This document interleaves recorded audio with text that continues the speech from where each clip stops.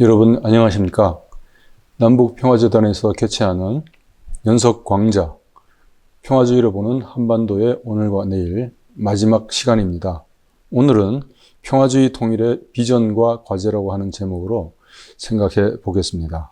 지난 시간까지 한반도의 오늘과 내일을 살펴봄에 있어서 국제관계, 그리고 북한, 그리고 한국 사회, 이렇게 세 측면을 갖고서 네 번의 시간을 갖고 한국 사회에는 국민들의 여론과 정부의 통일 정책을 성찰하는 두 번의 시간을 가져서 지난 시간까지 네 강좌를 했습니다.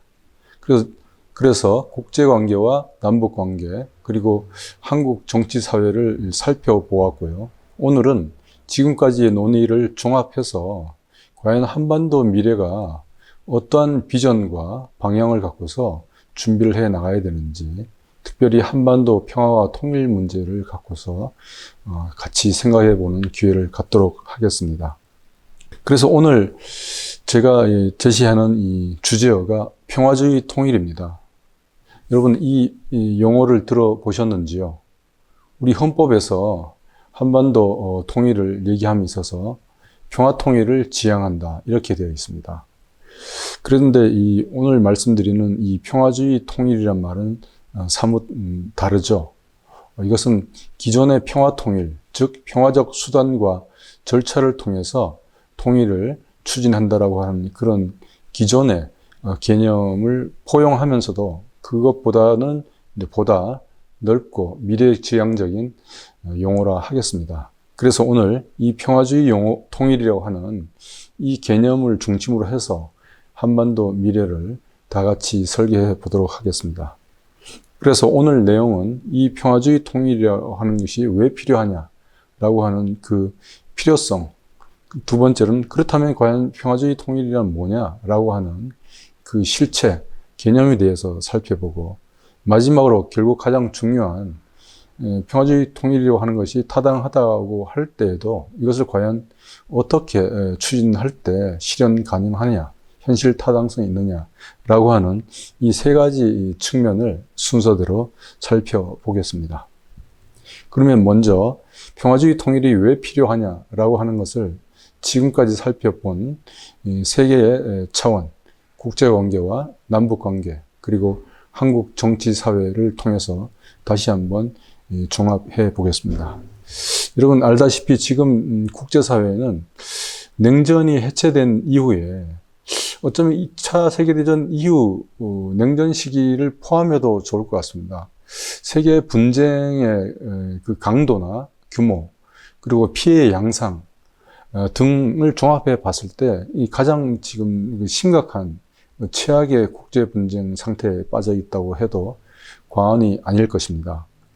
그러니까 국제 분쟁이 그 양상이 총체적이고, 그리고 그것이 특정 지역이나 국가에서의 분쟁으로 국한되지 않고 그것으로 한정되지 아니하고 다른 지역, 다른 국가의 분쟁 또는 잠재적인 분쟁에 영향을 주고받고 있다고 말씀드릴 수 있겠습니다. 국제 분쟁이 총체적이라고 하는 것은 기존의 냉전 시대에는 미국과 소련이 국제 질서를 양분하고 해왔지만은 자기들끼리는 소위 국제 분쟁을 하지 않고 자기들의 통제 내에 있는 국가들이 대리 전쟁을 하면서 사실 아프리카나 아시아 그리고 중남미 지역에서 많은 대리 냉전이 열전으로 전환된 경우가 많았습니다. 그럴 때는 그 이념적인 갈등이 가장 큰 요인이었고요.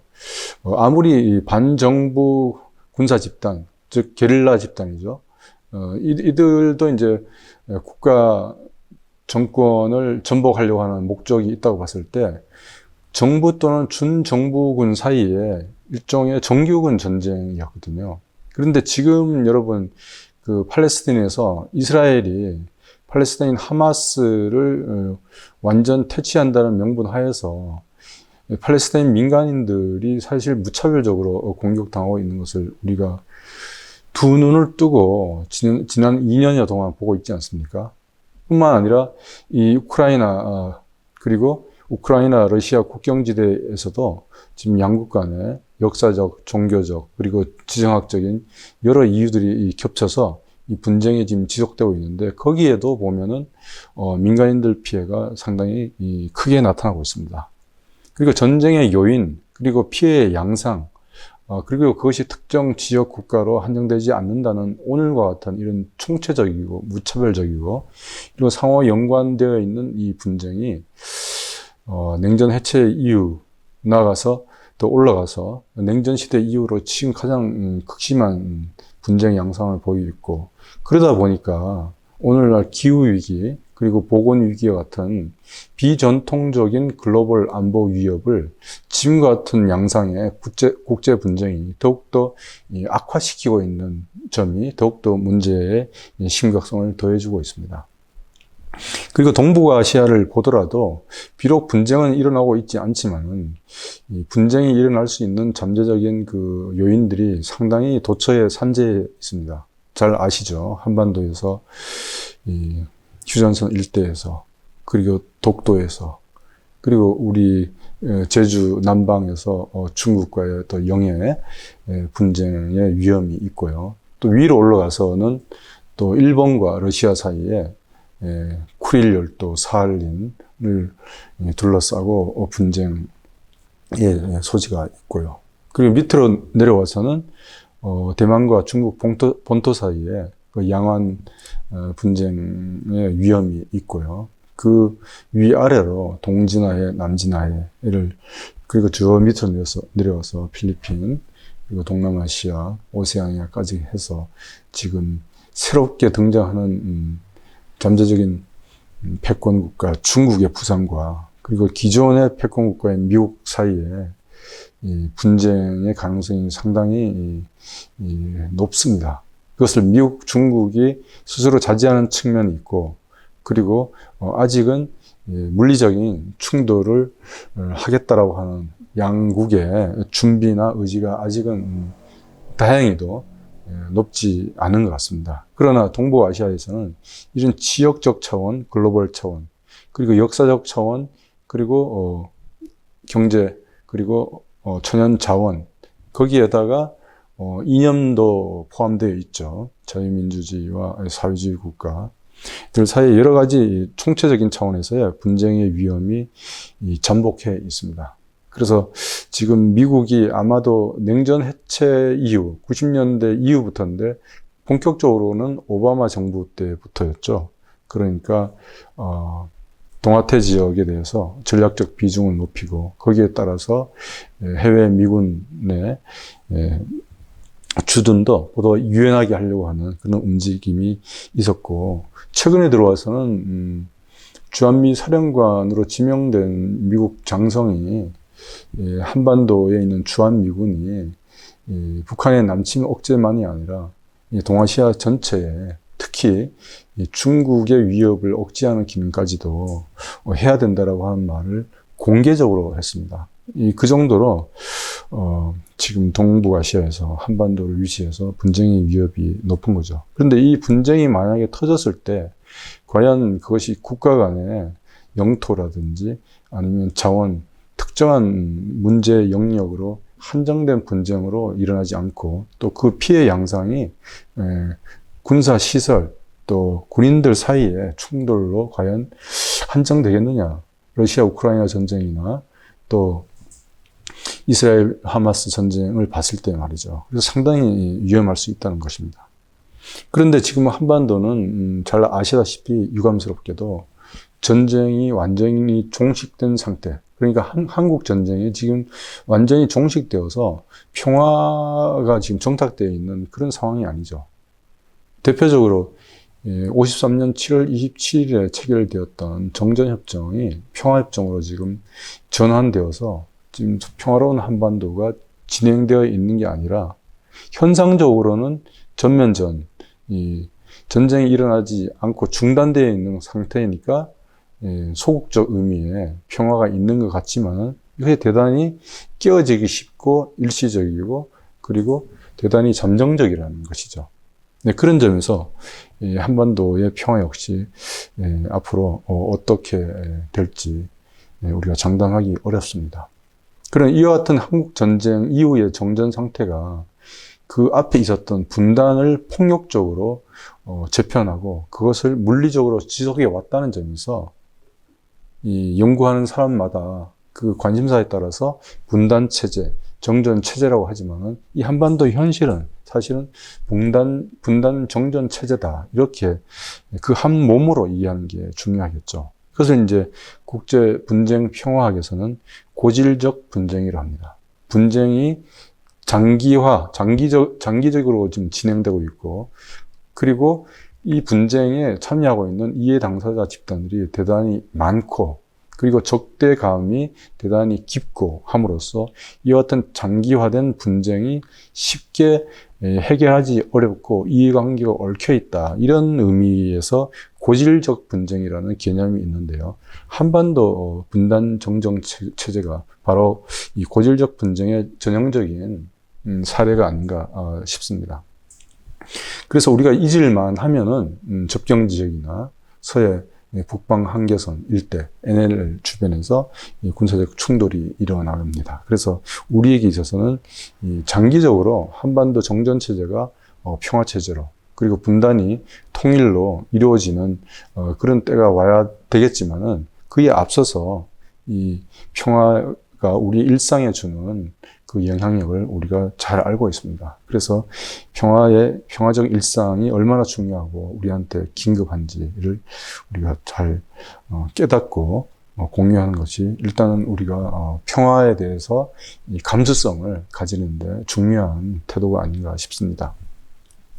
그래서 한반도 분쟁 구조를 조금 더 살펴보면 금방 분단 정전 체제라고 말씀드렸고 몇 가지 현실에 대해서 말씀을 드렸는데요. 한마디로 얘기하면은 이 전쟁 후 전쟁 위험이 상존해 있는 상태가 한반도다. 이게 대단히 좀 유감스럽습니다만은 이것이 우리가 부인할 수 없는 현실입니다. 그리고 장기 분단 체제가 이제 지속되고 있는데요. 그 중에서 이 남쪽은 이 풍요로운 삶을 추구하고 있고, 북쪽은 또 그렇지 않죠. 그러니까 우리 사회 내에 있어서도 경제적 양극화가 사회의 갈등의 요인이 되고 있는데, 이 한반도 전체 차원에서도 풍요로운 남측과 그리고 결핍으로 가득 찬 이 북측 사이에 서로 이념적인 적대감 위에 이런 경제적인 또 국제적인 위상에 있어서 격차가 크다 보니까 서로에 대한 불신이나 적대감이 높은 것 같습니다. 그리고 오늘날 이와 같은 군사적인 이념적인 분쟁과 그 분쟁의 위협이라고 하는 것은 인간만이 아니라 인간 외의 다른 생명, 그러니까 생태계 전체에 대해서도 우리가 위협을 가하고 있는 것이 현실입니다. 바로 이 점이 있어서 오늘날의 국제분쟁 또 한반도의 분단 정전 체제가 갖는 의미가 더욱더 깊다 하겠습니다.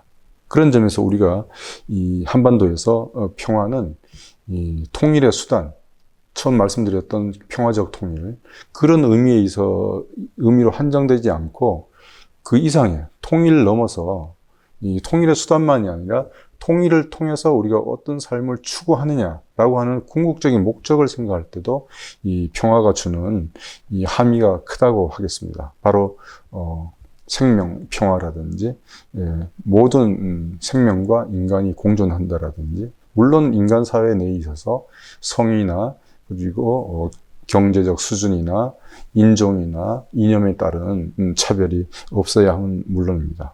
그래서 국제 분쟁 차원이나 또 한반도 분쟁 차원에서 이 평화가 우리 삶의 필수적 조건, 또 그 수단, 환경일 뿐만 아니라 우리가 추구해 나가는 궁극적인 삶의 지향, 그 삶의 태도, 원칙과 관련되어 있다는 점에서 평화는 다의적인, 다층적인 의미를 갖고 있다고 하겠습니다. 바로 오른쪽에 있는 그림이 그런 뜻인데요. 우리 한반도가 지금 이 전체 그림의 중간에 있습니다. 한국 사회, 그 밑에는 한국 사회를 구성하는 개개인이 있을 수 있겠죠. 한국 사회가 있고, 또 거기에 북한을 포함해서 한반도 차원이 있겠고, 그리고 동아시아 차원, 세계 차원, 더 나아가서는 우주가 있을 수 있겠죠. 이와 같이 한반도의 분단 정전 체제는 이 분단과 전쟁이 일어나는 원인도 냉전이라는 국제적인 이 차원이 있었지만은 또 이것이 지속되어 오는 데 있어서는 남북한 사이에 그리고 우리 한국 사회 내에 있어서의 여러 이념적 정치적 갈등이 이 맞물려 있고 또 오늘날에는 과거 이 냉전 시대 때 미소 대결처럼 오늘날에는 또 미중 패권 경쟁이 지금 작동하고 있는 가운데 동아시아 한반도에서의 여러 분쟁, 평화 문제가 얽혀 있습니다. 그런 점에서 행위자나 이슈나 차원 등에 있어서 한반도 분쟁 구조가 이 중층적인 성격을 갖고 있다고 하겠습니다. 자, 그러면 두 번째로 한반도에서 평화주의 통일이 왜 필요하냐 할 때에 우리가 두 번째 시간에 찾아본 것이 북한 김정은 정권의 통치 전략이었습니다. 그때 논의한 것을 요약해보면 이렇게 한 네 가지가 아닌가. 북한은 일반 사회주의 과거의 여느 유럽 지역의 사회주의 체제와 달리 수령이라고 하는 절대적인 거의 신과 같은 전지전능한 최고 지도자를 정점에 두고 그 다음에 공산당, 내각, 인민대중이 이 위계적으로 사회를 지탱해 나가는 체제입니다. 그래서 수령제 사회주의 체제이기 때문에 다양성, 개방성, 창의성 이런 것들이 상당히 많이 제약되어 있습니다. 이것이 북한의 저발전과 폐쇄적인 사회 성격을 만들어냈지만은 또 북한 입장 속에서는 조선민주주의 인민공화국이 만들어진 직후부터 지금까지의 미국, 서방 자유진영과 척대관계 속에서 거기에 경제 제재, 군사적인 대치 상태 속에서 체제를 유지해 오는데 급급해 왔기 때문에 다시 말해서 체제 생존 자체가 발전보다는 체제가 유지되는 그 자체가 북한 체제의 제1의 목표였기 때문에 그 발전 전략이 대단히 왜소하고 내향적이죠. 그래서 북한에서 자력 경생 발전 전략을 지금까지 추진해 왔습니다. 물론 일시적으로 개혁 개방을 하려고 했지만은 그것이 오늘날 베트남이나 중국이 취한 것처럼 지속적이고 적극적인 정책으로 발전하지는 못했습니다. 그만큼 체제의 위협 의식이 피포의 의식이라고도 합니다만 그것이 대단히 강하기 때문에 보다 이제 자유롭고 적극적인 개방형 경제 발전 전략은 하기 어렵습니다. 그러다 보니까 냉전 해체 시기에는 자신의 우방이었던 냉전의 한 축이었던 공산 진영이 거의 몰락하지 않았습니까? 그러다 보니까 제한적으로 자기들과 가까웠던 극소수의 반미 비동맹 국가들과 우호 관계를 치어오다가 근래에 들어서 러우 전쟁이나 또 중국과의 협력을 통해서 제한적인 대외 정책을 하고 있습니다.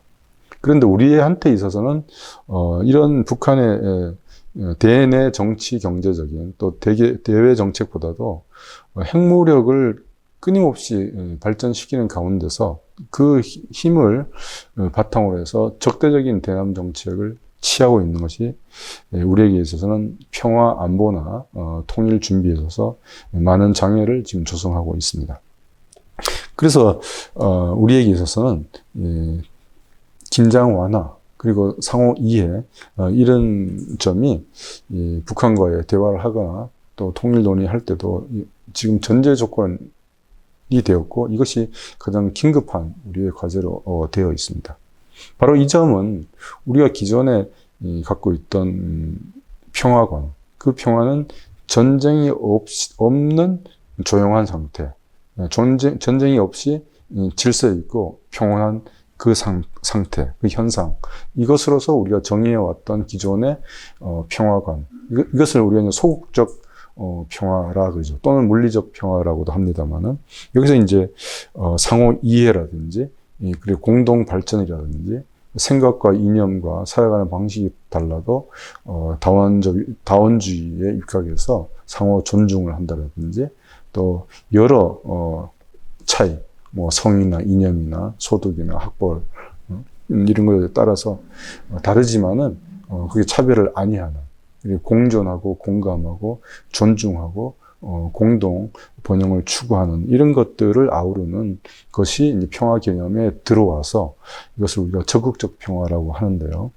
앞으로 이제 북한과의 관계를 재정립해 나가는 데 있어서도 우리 대한민국 국민들, 대한민국이라는 나라의 안정뿐만 아니라 한반도 전체에 지속 가능한 평화, 그리고 질 좋은 평화를 생각할 때에 이 평화관을 적극적 평화까지 확대할 필요성을 오히려 역설적이게도 김정은 정권이 취하고 있는 근래의 적대적 대남 관계를 통해서 우리가 알 수 있겠습니다. 네, 그러면 세 번째로 평화주의 통일이 왜 필요하냐라고 하는 것을 우리 한국 사회 내부에서 찾아보도록 하죠. 우리가 지난 시간에 두 번에 걸쳐서 이 국민들의 통일 여론의 변화, 그리고 정부 차원의 통일 정책을 평가하는 시간을 가져봤습니다. 먼저 국민들의 통일 여론과 관련해서 지금 나타나고 있는 여러 가지 현상을 한마디로 가장 중요한 부분을 찝어서 얘기를 하자면은 평화와 통일을 둘로 구분해서 어느 것이 먼저다, 어느 것이 중요하다라고 하는 식으로 그렇게 말하기는 상당히 어렵다. 물론 지금 우리 국민들의 여론은 통일하는 데 대한 그 지지도가 과거에 그러니까 10년 전, 20년 전에 60% 후반, 70% 초반 같이 그렇게 높지는 않습니다. 그러나 절대적인 수준에서는 여전히 통일에 대한 지지 여론이 50%는 넘고 있습니다. 높은 건 아니죠, 과거에 비해서. 근데 그럼에도 불구하고 통일이 한국 사회의 미래, 그리고 한반도 평화에 주는 의미 등등에 있어서 필요하다는 여론이 절대적인 치에서는 여전히 높습니다. 그것을 반대하는 여론에 비해서는요. 그러나 일단은 과거에 비해서 상대적으로 낮다라고 하는 점에 주목을 하고, 그 다음에 두 번째는 통일을 만약에 지지를 한다고 할 경우에 왜 지지를 해야 되느냐. 이것이 통일에 대한 지지 여론이 낮은 것하고 좀 관계가 있는 것 같습니다. 같은 민족이니까 통일을 해야 된다. 그리고 우리가 자유민주적으로 통일을 해야 된다고 헌법에 있으니까 우리가 북한을 흡수 통일해야 된다. 그러니까 한 국가, 한 체제로 우리가 말하는 국가 권력 형태, 그리고 최종적 결과로서의 통일에 대한 지지 여론은 낮아진 게 사실인데요. 바로 그와 같은 이유로 통일을 지지하는 이유가 민족 통일, 같은 민족이니까 재결합해야 된다고 하는 응답은 많이 줄어들었고요. 가장 큰 이유는 북한의 남침 위협 제거, 다시 말해서 평화를 위해서 통일이 필요하다라고 하는 응답이 엄청 높아졌습니다. 지금 이 두 개의 응답이 비등비등한데요. 과거에 비해서는 민족 재결합이라는 응답이 이유가 많이 줄어든 것이죠. 그럼 이렇게 보았을 때도 결과적인 차원에서의 통일에 대한 지지 여론은 떨어졌는데 통일을 해야 되는 이유로서 그 평화가 급부상한 거. 이 둘을 묶어서 봤을 때 통일과 평화를 과연 먼저 해야 된다. 어느 것을 포기하거나 나중에 해야 된다. 이런 것은 선택하기에는 편리하지만은 현실에 있어서는 나머지 다른 하나의 가치 혹은 목표를 우리가 누락시키는, 무시하는 우를 범할 수 있다 생각합니다. 그리고 북한에 대한 우리가 인식이 대단히 부정적입니다. 과거에 비해서. 여기에는 3대 세습도 있고요. 그 다음에 북한 인권 상황이 개선되지 않은 것도 있고요. 그리고 핵 개발을 지속하고 있는 것에 대해서 북한에 대한 부정적인 이미지가 있습니다. 그럼에도 불구하고 북한 주민이 우리 민족의 일원이라 생각하든지 아니면 옆에 살고 있는 가난한 국가의 한 시민이라고 생각하든지 간에 또 북한 주민에 대해서는 우리가 인도주의나 또 존엄성에 대한 우리가 이해가 있습니다. 네. 그래서 우리가 과연 한반도가 평화롭게 우리 한반도에 살고 있는 모든 구성원들이 행복하게 살기 위해서 북한 정권의 이런 인권 침해나 지속적인 핵 개발, 야요, 그리고 북한 주민들이 힘들게 살고 있는 것을 과연 우리가 무시하고 DMZ의 장벽을 더 높이고 과연 우리 한국 사회에서만 행복하게 편안하게 살 수 있을까? 그러니까 이 부분도 바로 평화와 통일을 구분해서 하나만 선택할 때의 어떤 한계, 문제점을 우리한테 제시해 주는 게 아닌가 하는 생각이 들었습니다. 그리고 통일이 국가 차원에서, 집단적 차원에서 얼마만큼 이익이 있겠습니까? 라고 하는 응답은 상대적으로 통일이 한 개인한테 주는 이익보다는 크다는 응답이 있고 그 둘 사이의 차이가 큽니다. 이것을 줄여나가는 것. 다시 말해서 이 한반도에 살고 있는 나 개개인의 오늘의 삶, 내일의 행복한 미래를 설계할 때 이 통일이 우리한테 주는 메시지가 있어야 된다는 것이죠. 그렇지 않고 민족, 국가 차원에서 통일을 얘기할 때 우리 국민들 개개인의 지지 여론은 높지 않다라고 하는 것을 알 수 있습니다.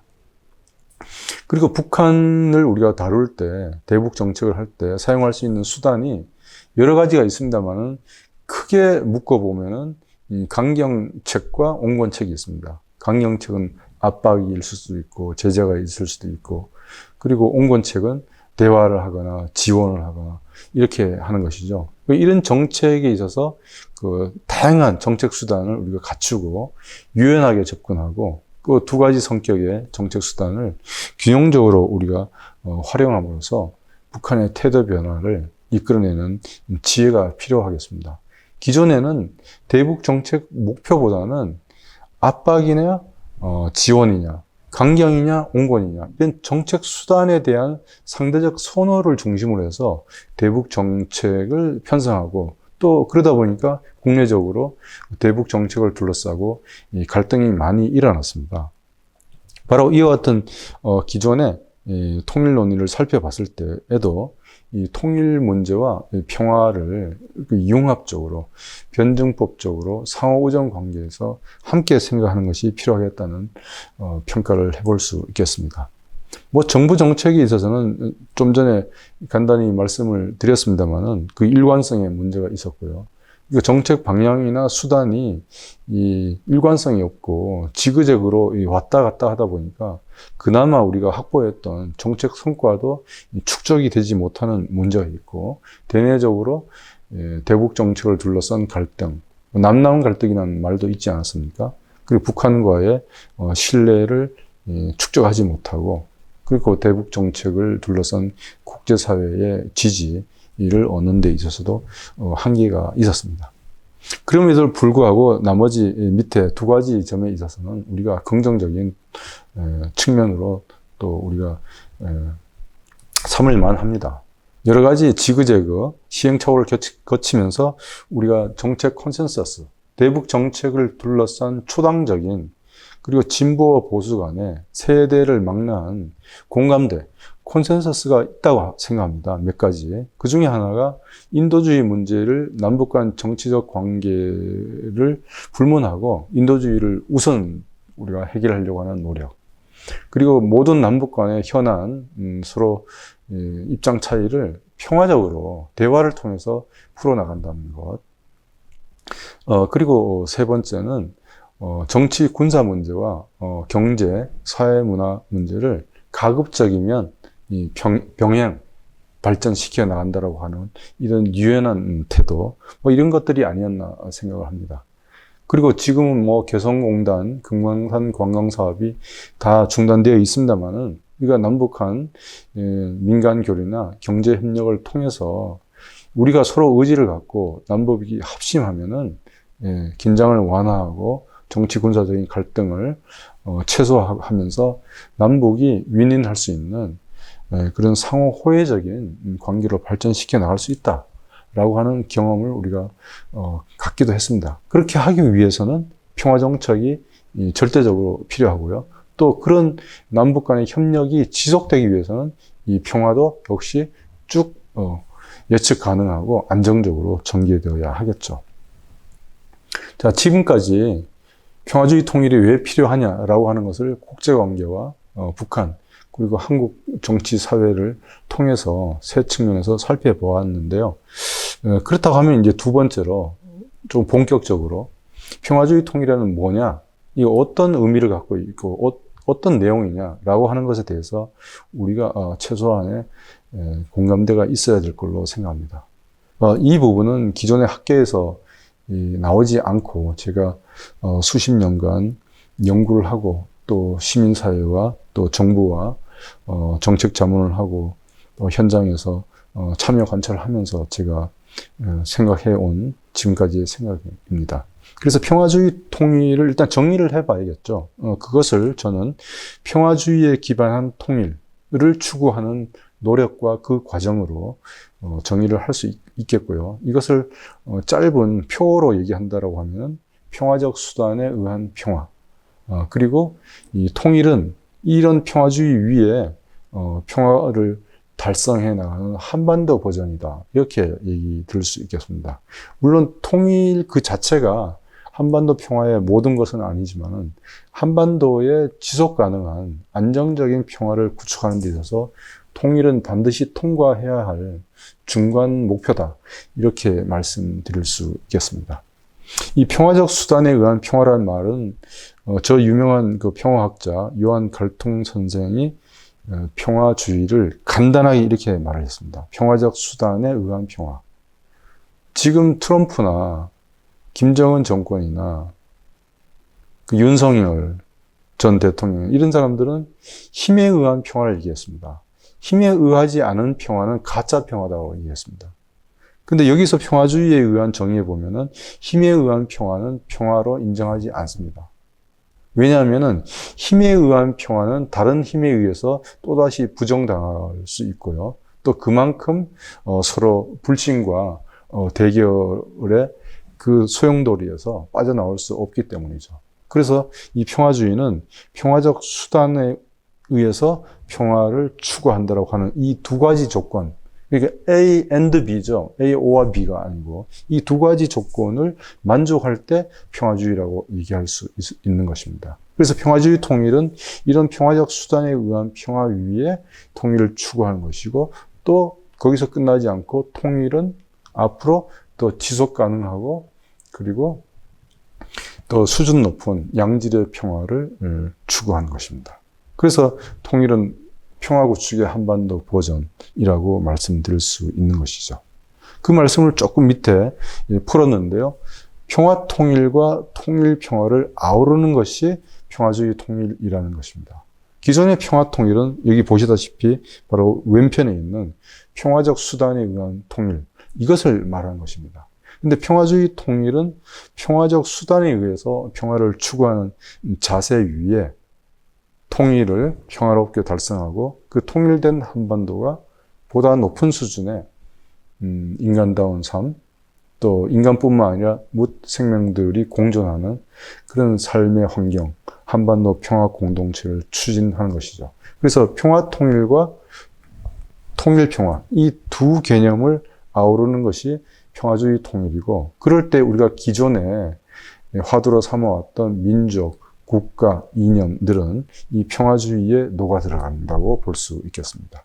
그러니까 평화 통일, 민족 통일, 영토 통일을 부정하는 것이 아니고 그것이 통일의 종착점이라고 하는 점에 대해서 우리가 문제의식을 갖고 평화 통일은 보다 행복하고 인간적이고 한반도 평화 공동체를 지향하는 그 과정에서 우리가 통과하는 중간 목표다. 이렇게 말씀드릴 수 있겠습니다. 그러니까 평화주의 통일 아래 평화 통일과 통일 평화가 다 포함될 수 있고 이것은 하나의 연속선상에서 추구하는 우리들의 과제가 되겠습니다. 자, 평화주의 통일을 이렇게 정의를 했으면 그 다음에 살펴볼 것은 평화주의 통일의 구성 요소입니다. 크게 어떤 우리 사회과학 정책 논의할 때는 그 개념의 구성 요소를 의식, 제도 크게 둘로 구분하고요. 또 이것을 연결해주고 구체화하는 정책으로 크게 세 개로 얘기하는데요. 여기서 첫 번째, 평화주의 통일의 구성 요소로서 의식은 평화주의에 대한 공감대가 확보되어야 됩니다. 어떻게 보면 당연한 말이겠지만은 우리가 이 평화주의에 대한 인식이 민주주의, 인권, 이런 개념들보다는 우리가 아직 인식이 좀 덜한 것 같습니다. 그래서 공교육에서나 우리 시민사회에서 평화주의가 뭔가, 평화주의가 나한테 어떤 관계가 있는가라고 하는 토론이 많이 이루어졌으면 좋겠습니다. 그리고 이 평화주의에 기반한 통일은 과연 어떤 것일까라고 우리가 상상하고 질문하고 그려보는 것이 평화주의 통일의 의식이 아닌가 생각을 합니다. 그 다음에 제도와 정책에 있어서는 지금 뭐 북한 통일 문제, 한반도 안보 문제를 얘기할 때 저희들은 그의 논의 차원을 이 세 차원으로 얘기를 합니다. 첫 번째는 국내적 차원, 그 다음에 대북 또는 남북 관계 차원, 그 다음에 세 번째가 국제 관계입니다. 네, 그런 논의를 이제 그대로 대입해 보면은 이 평화주의 통일에 대한 이 국내적인 합의, 이런 것이 앞서서 말씀드린 평화주의에 의한 공감대나 평화주의 통일에 대한 그 비전과 연계지어서 정부 차원이나 그다음에 정치사회나 시민사회 차원에서 합의가 이루어지기 위해서 공론화하는 노력이 필요하겠고요. 그리고 어쨌든 간에 북한 변화가 같이 이루어져야 합니다. 우리가 최종 국가 형태로서 통일에 대한 지지 여론이 낮은 이유는 아마도 우리의 대북 정책이 일관되지 않은 점도 있지만은 보다 큰 이유는 북한이 무력 통일 또는 인권 침해, 권위주의, 다시 말해서 북한의 변화가 동반되지 않는 가운데 통일을 추구하는 것에 대한 국민들의 불편함이 있다는 것이 사실입니다. 그래서 북한 변화가 상당히 중요한 제도적인 요건이 되겠고요. 그리고 역시 이 분단이 남북 그리고 국제적 차원에서 두 가지 요소가 결합되어 있기 때문에 이 분단을 벗어나고 우리가 평화로운 통일, 평화주의 통일을 추구함에 있어서도 국제사회의 지지와 협력은 필수적입니다. 자, 그러면 이와 같은 개념 정의와 구성 요소를 갖고 얘기를 하더라도 아직 감이 오지 않죠. 왜냐하면 이게 생경한 개념이고 또 우리가 생각해 본 적이 많지가 않습니다. 그래서 제가 조금 상상을 좀 구체적으로 할 수 있도록 하나의 예시로서 평화주의 통일이 과연 어떤 그림을 그릴 수 있느냐라고 하는 것을 우리가 상상하기 위해서 제가 이렇게 하나 예시를 해봤습니다. 왼편에는 이 평화주의 통일을 구성하는 어떤 영역으로서 정치, 경제, 안보, 사회, 이 말고도 뭐 다른 요소들을 넣을 수 있겠습니다만 대표적으로 이렇게 네 영역을 설정할 수 있을 것이고요.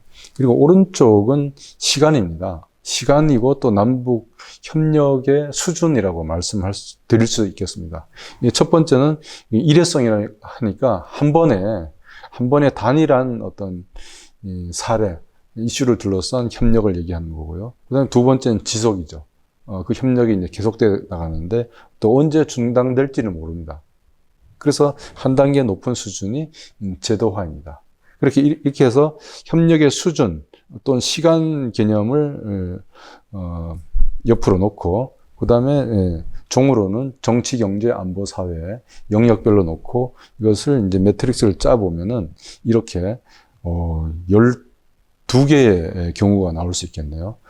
예를 들어서 사회적인 영역에서 이 남북 간 협력의 수준을 보면은 첫 번째는 한 번에 교류가 있을 수 있겠고, 그 다음에 지속 단계에 있어서는 해당 분야에 있어서의 교류 협력을 계속 반복하는 게 되겠고, 그 다음에 제도화 단계에 들어와서는 교류 협정을 맺을 수 있겠고, 그 사회 협력을 해 나갈 수 있는 남북 간의 공동 기구를 만들어서 실행할 수 있을 것이고요. 궁극적으로는 이 남북 간 현재 이질화되어 있는 사회가 통합되는 것이겠죠. 그래서 이런 것들을 둘러봤을 때 이것은 이론적으로 여러 우리의 관심 영역과 또 협력의 수준에 따라서 이렇게 여러 경우의 수를 나눠서 설정해 봤습니다만 현실에서는 이 하나의 거대한 흐름, 과정으로서 우리가 통일, 평화라고 해도 좋겠습니다. 이 과정으로서 우리가 이해를 할 수 있겠습니다.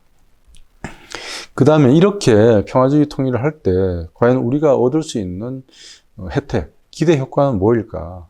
이 첫 번째는 이 평화 통일을 융합적으로 사고하고 접근함으로써 한반도형 평화 공동체를 우리가 그려볼 수 있겠습니다.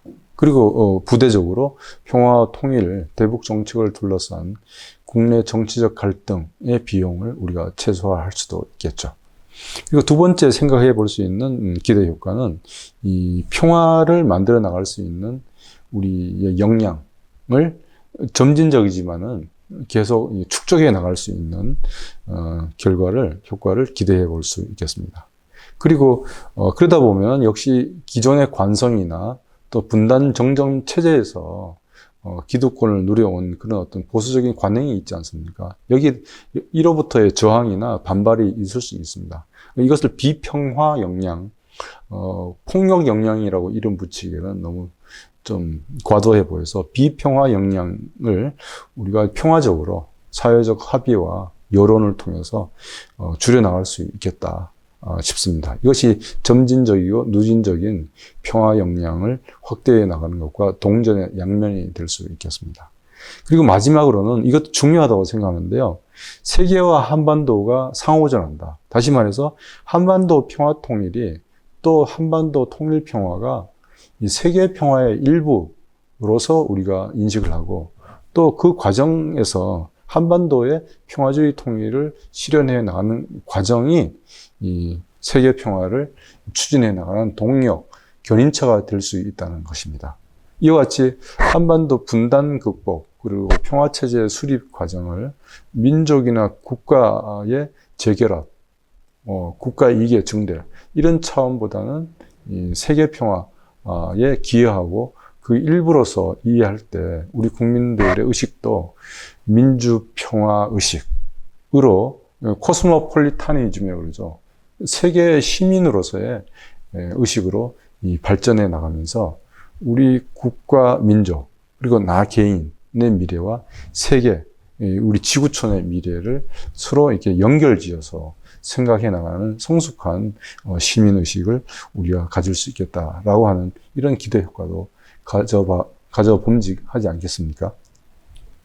그래서 제가 이렇게 평화주의 통일을 크게 보면은 단계는 평화 공존, 그 다음에 평화 번영, 평화 통일.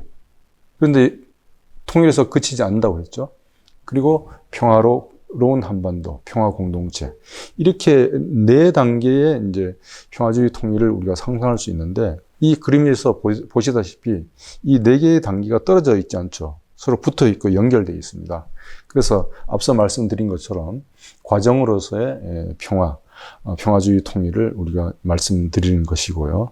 그리고 앞서도 말씀드렸습니다만은 이렇게 한반도의 미래를 세계 시민의식, 그리고 세계 평화, 그리고 무생명들을 존중하고 공생하는 그런 시각에서 봤을 때는 나 개인과 국가, 민족을 거쳐서 세계, 우주, 생태를 서로 연관되어 있고 서로 보완하는 상호적 관계로 인식해 나갈 수 있는 의식의 성장까지 동반할 걸로 믿습니다. 그렇게 해 나가는 데 있어서 우리가 채워야 될 내용이 가장 핵심적으로는 결국은 평화와 인권과 지속 가능한 발전이 이렇게 선순환되고 그것이 이 동심원적으로 점점 더 깊어지는 것이다. 라고 이렇게 하나의 그림, 세 개의 표로서 평화주의 통일을 우리가 상상할 수 있겠습니다. 여러분 여기까지 어떻게 평화주의 통일에 대한 기존의 통일과 다른 대안적인 통일 논의의 어떤 윤곽이 그려지시는지요? 이제 마지막으로 제가 이런 정의와 개념을 제안드렸습니다만은 평화주의 통일이 왜 필요하냐, 그것이 무엇이냐고 얘기했습니다만은 결국은 구체적인 실천 방안, 현실성이 없으면 이것은 하나의 관념에 좋기는 한데 힘들지 않겠어? 이렇게 우리가 회의적인 생각을 떨쳐버릴 수 없습니다. 그래서 어떻게 실현 가능성에 대한 문제를 제가 제시해 드리고 마무리하도록 하겠습니다. 이것은 크게 두 가지로 제가 말씀드립니다. 첫 번째는 먼저는 비전을 만들고 두 번째는 실천을 하는 것입니다. 왜냐하면 이 평화주의 통일이라는 것이 기존의 민족주의 또 이념 중심 또 한반도에 갇혀 있었던 통일 논의를 세계적 시각 그리고 미래지향적인 그리고 민족과 국가 이념을 뛰어넘는 초국경, 민족적인 사고이기 때문에 이 비전을 우리가 상상해보고 그려보는 그런 노력, 그런 연습, 또 이러한 개념에 대해서 우리가 익숙해지는 게 필요합니다. 그래서 이 오른쪽 밑에 있는 게 책 제목입니다. 상상하는 뇌라고, 얼마 전에 이제, 출간된 걸로 알고 있는데요. 애덤 지먼이라는 그 학자가 쓴 책인데, 부제가 인간을 인간답게 만드는 단 하나, 상상에 관한 안내사라고 합니다. 뇌는 좌뇌, 우뇌가 있죠. 그리고 이성과 감성이 균형적으로 우리가 활용하고, 현재에 갇혀있지 않고, 미래에 우리가 필요하고 꿈꾸는 것을 계속 상상하고 그려보면서 우리의 뇌를 발전시키고 결국은 우리가 기존의 관성이나 습관이나 고정관념에 갇혀있던 것, 우리가 통일 문제에 있어서도 마찬가지입니다. 지금은 패배적인 시각이 있고 기존의 관념은 민족, 국가, 이념에 갇혀 있었던 것이죠. 그런데 우리가 지금까지 배운 많은 지식과 그리고 우리의 지혜, 경험들을 다 우리가 문을 열어놓고 생각해 보면 이 통일과 한반도 미래에 대해서도 다양한 가능성이 열려 있지 않겠습니까? 그래서 이 상상하는 뇌라고 하는 것은 인간이 지금까지 현재 우리가 갖고 있던 것에 어떤 구속되어 있는 창들을 다 이렇게 벗어나서 자유롭게 생각함으로써 인간 개인 그리고 인간이 속해 있는 공동체의 무한한 발전 가능성에 대한 믿음, 그런 낙관을 불러일으키는 책이라고 합니다. 그래서 이런 생각을 봤을 때 우리가 한반도 평화 공동체도 무엇을 담아야 되느냐, 그렇게 되었을 때 우리는 어떤 것을 누릴 수 있을까? 그럴 때 인간의 어떤 태도나 삶의 자세는 어떻게 변화할 건가? 라고 하는 상상하는 자유를 갖고 창의적인 사고를 할 때 평화주의 통일이 보다 구체적으로 다가올 거라고 생각합니다. 그 주요한 콘텐츠는 말씀드린 평화, 인권, 발전이 선순환, 같이 동반 발전하는 것이 아닌가 싶습니다. 그럼에도 불구하고 우리가 실천이 중요하겠죠. 실천은 두 가지로 제가 제안을 드립니다. 첫 번째는 소극적 측면이고 두 번째는 적극적 측면입니다. 소극적 측면은 왜 지금까지 분단이 지속되고 있느냐? 왜 우리는 평화 체제를 수립하지 못하고 지금까지 군사적인 대치 상태를 계속하고 있느냐? 이와 같은 것을 성찰적인 차원에서 우리를 반성하는 차원에서 그러나 거기에 머무르지 않고 한반도의 지속 가능한 평화주의 통일을 달성하기 위해서 어떤 것을 우리가 고쳐야 되고 규명을 해야 되느냐. 그래서 분단 정정 체제가 형성되고 그것이 장기화된 원인을 우리가 따져보고 그것을 저도 참여했습니다만 서울대 통일평화연구원에서 분단 폭력이라고 하는 책으로 지난 한 7, 8년 전에 출간을 했습니다. 부제가 한반도 군사화에 관한 평화학적 성찰입니다. 지금도 그렇지만 그 당시 이 책이 출간되었을 때 분단 통일 문제에 대한 새로운 접근, 문제 제기라고 해서 좀 주목을 받았었죠. 이 분단 통일 문제를 민족, 국가 차원이 아니라 평화를 연구하는 평화학의 차원에서 논의한 책입니다. 그래서 이런 분단 폭력, 이 분단 폭력은 휴전선에도 있고 우리 마음에도 있고 우리 국가 법률 제도에도 있습니다. 북한은 말할 것도 없죠. 그래서 이런 분단 폭력이 어떻게 구성되어 있고 무엇으로 작동하고 있고 그것이 우리한테 어떤 영향을 미치고 있느냐. 결국은 후대에 10년, 20년, 50년, 100년 후에 한반도에 또 거기에서 살고 있을 우리 후대들한테 어떤 영향을 줄 것인가. 또 우리 한반도에 있는 생태계에서도 말이죠. 이런 것까지도 우리가 생각해 봐야 되고 이것을 소극적 차원에서의 실천이라 한다면 결국 적극적인 것은 미래지향적인 우리가 상상하는 아름다운 한반도 평화 공동체를 말합니다. 그것을 앞서서 말씀드린 것처럼 세 가지 요소로 말씀드리면 평화의식, 평화정책, 평화제도. 우리가 평화로운 마음, 평화를 갈구하는 그런 희망이 있다 하더라도 이것을 실천해 나가는 법적 제도적인 장치와 근거가 없으면 대단히 그 현실성이 떨어지겠죠. 그리고 또 그것을 구체적으로 구현해 나가는 방법, 정책이죠. 이것이 있어야 우리 개개인의 평화 의식과 국가 차원의 평화 제도가 연결되겠죠. 이런 적극적 차원에서의 실천도 중요하다고 생각합니다.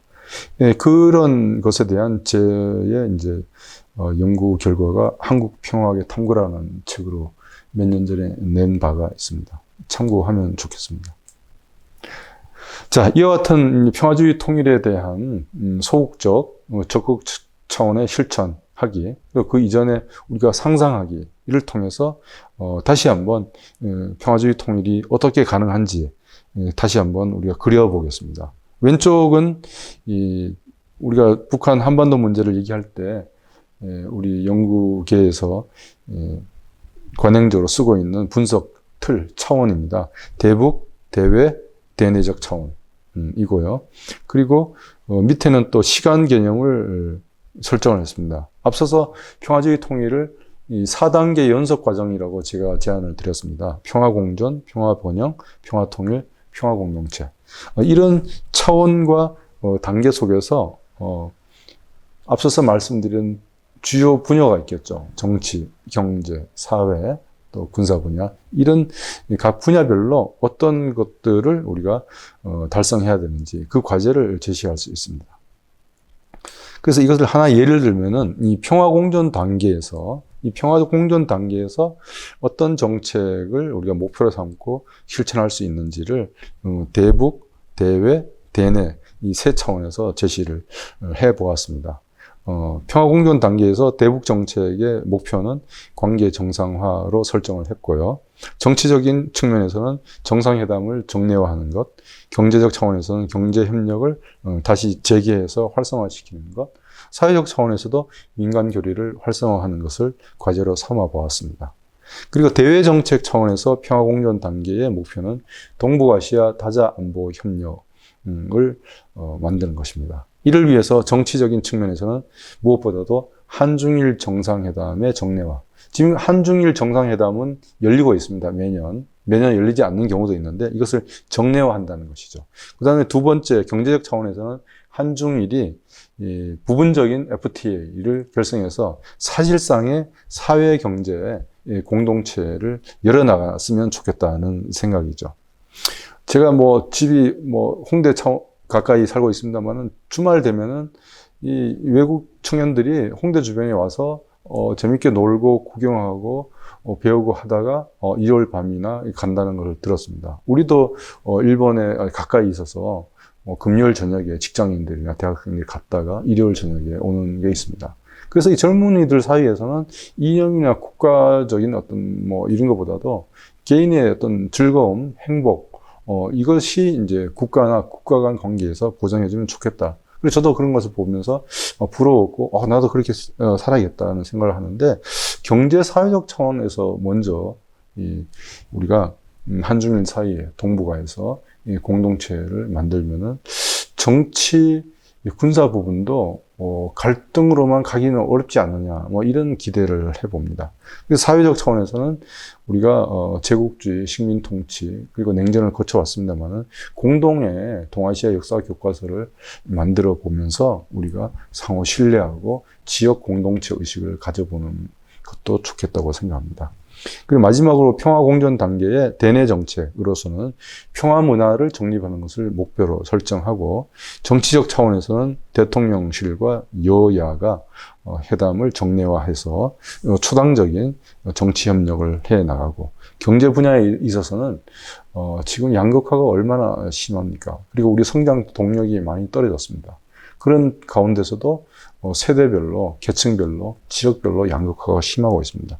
그래서 지속 가능한 발전, 이 국제사회에서도 지속 가능 발전 목표 SDG가 있지 않습니까? 이것을 한국의 여건에 맞게 여러 분야에 걸쳐서 골고루 생태계까지 포함해서 발전의 어떤 하나의 방향성을 정립하는 것을 목표로 삼고, 사회적으로는 역시 가장 중요한 시민들 차원의 민주평화의식이 함양되었으면 좋겠다는 생각입니다. 이와 같이 이 세 차원, 그리고 분야별, 그리고 단계별 평화주의 통일을 우리가 이 설계를 할 수 있고 거기에 구체적인 목표와 이 정책을 우리가 상상하고 만들어 놓을 수 있겠죠. 여기에 평화, 인권, 지속 가능 발전이라고 하는 글로벌 차원의 핵심 어젠다가 내용으로 들어갔으면 좋겠다는 생각입니다. 마지막으로 제가 평화주의 통일을 4단계 연속 과정, 평화 공존, 평화 번영, 평화 통일, 통일 평화 또는 평화 공동체라고 말씀드렸습니다만은 지금 이 평화 공존도 지금 안 되고 있는 상황 아닙니까? 그래서 지금이 제일 중요한 것이죠. 왜냐하면 4단계 평화주의 통일 노선으로 우리가 이루하기 위해서는 평화 공존 상태를 만들어 나가야겠죠. 그렇게 하기 위해서 지금 우리가 대단히 현재 지금 대한민국에 살고 있는 우리 현 세대가 정말로 역사적으로 중요한 위치에 서 있다고 보겠습니다. 그것은 그래서 저는 정부 차원, 국가 차원과 나 개인 차원에서 당면 할 수 있는 일이 뭔가라고 하는 것을 제안드리고자 합니다. 먼저 국가 차원에서 당면 과제는 국내적으로는 평화주의 통일 의식을 공론화하는 작업입니다. 한반도 통일의 평화적 비전을 만들어내고 이것이 세계 평화에 어떤 의미를 주는지도 만들어내야겠죠. 그리고 북한과 있어서는 무엇보다도 신뢰를 조성하는 노력이 필요한데요. 그렇게 하려면은 바로 남북한 대화가 안 된다라고 하면은 남북한이 공동으로 가입한 국제기구를 통해서라도 남북이 상생하는 윈윈할 수 있는 그런 프로그램을 한국이 먼저 선도적으로 제시를 하고 그리고 처음에도 말씀드린 것처럼 우리 국민들이 지지하고 있는 인도주의 문제는 남북 간 정치적 관계와 무관하게 우선적으로 지속적으로 추진하는 노력 이것도 지금 북한으로 바로 우리가 향하기 어렵다 하면은 북한이 속해 있는 WFP나 세계농업기구나 이런 쪽을 통해서 우리가 일관되게 우리의 태도를 보여주면 좋겠다고 생각하고요. 대외적으로는 우리 정부는 이 대북 한반도 정책에 있어서 정책의 신뢰성을 높여 나가야 하는 것이 당면 목표가 아닌가 싶습니다. 그렇게 하기 위해서는 우리가 일관성 위에 평화 우선, 인도주의 우선, 민간 교류와 남북 정치 대화를 병행해 나가는 등등의 이런 일관된 태도 위에 정책 수단에 있어서는 유연하고 자신 있게 전개해 나가는 것이 필요하고 무엇보다도 평화 외교에 있어서 우리가 이 이니셔티브를 갖고 국제사회의 지지를 높여 나갔으면 좋겠습니다. 자, 그럼 나는 뭘 할 수 있느냐? 이런 말씀 들어보셨죠? 우리가 학교 다닐 때, 케네디 대통령이 그런 말을 했다고 그랬나요? 국가가 나한테 무엇을 해주길 바라기 전에 내가 무엇을 해야 되는지를 생각하라. 그런 얘기를 했다는데, 어쨌든 간에 이 평화주의 통일, 한반도 미래는 국제사회가 할 일이 분명히 있습니다. 특히 우리 정부가 해야 될 일이 가장 큰데요. 그럼에도 불구하고 우리의 민주주의 사회이고 하기 때문에 우리 시민 개개인의 역할도 크다고 생각합니다. 지금 평화 공존이 이루어지지 않는 이런 상황에서 그 남북한 불신과 적대가 여전히 높은 상황에서 나 자신은 개인은 무엇을 할 수 있을까? 두 가지를 제안드립니다. 첫 번째는 나는 평화주의의 전도사이다. 는 자세. 평화는 모든 것은 아니지만은 평화 없이는 아무것도 할 수 없다. 이것은 서독의 중요한 외교관이었던 에곤 바하가 한 말입니다. 이거 우리한테도 그대로 딱 들어맞는 말 같습니다. 그리고 이 평화는 힘에 의한 평화 아니고 오직 평화로운 마음과 수단 이 둘을 만족시켰을 때만 이루어질 수 있다라고 하는 확고한 신념을 갖고 내 개인의 사유, 사고나 또 대인 관계에서나 또는 하시는 직장이나 학교, 사회에서 이 평화주의를 나누는 일을 했으면 좋겠다고 생각하고요. 그리고 보다 한 단계 더 나아가서 가능하다면은 평화 교육, 평화 문화, 평화 산업, 평화 전략, 그리고 평화 정치 이와 같이 우리 할 수 있는 각 분야에서 평화를 신장시키는 일, 평화를 만드는 일, 평화를 확산하는 일에 내가 어떤 방법으로든지 간에 참여함으로써 내가 평화운동의 주체임을 확인하고 발견하고 그로부터 기쁨을 찾으면 좋겠다고 생각합니다. 자, 이것으로서 평화주의 통일에 대한 필요성, 그리고 그 개념 정의, 그리고 실천 방법에 대해서 말씀드렸습니다. 지금까지 5번에 걸쳐서 한반도의 오늘과 내일을 평화주의 시각에서 생각해 보았습니다. 같이 들어주신 여러분들 어떻게 생각을 하셨는지요?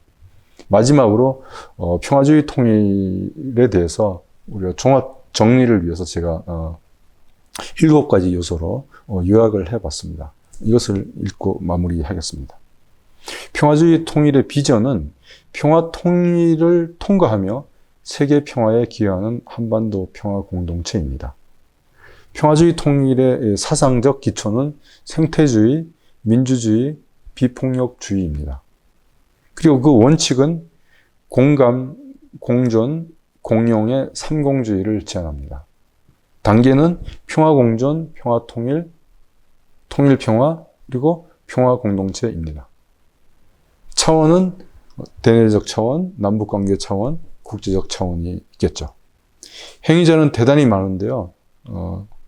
그래도 줄여보면은 정부, 그 다음에 시민, 그리고 마을, 지역사회, 기업, 전문가 집단, 그리고 국제기구가 있겠습니다.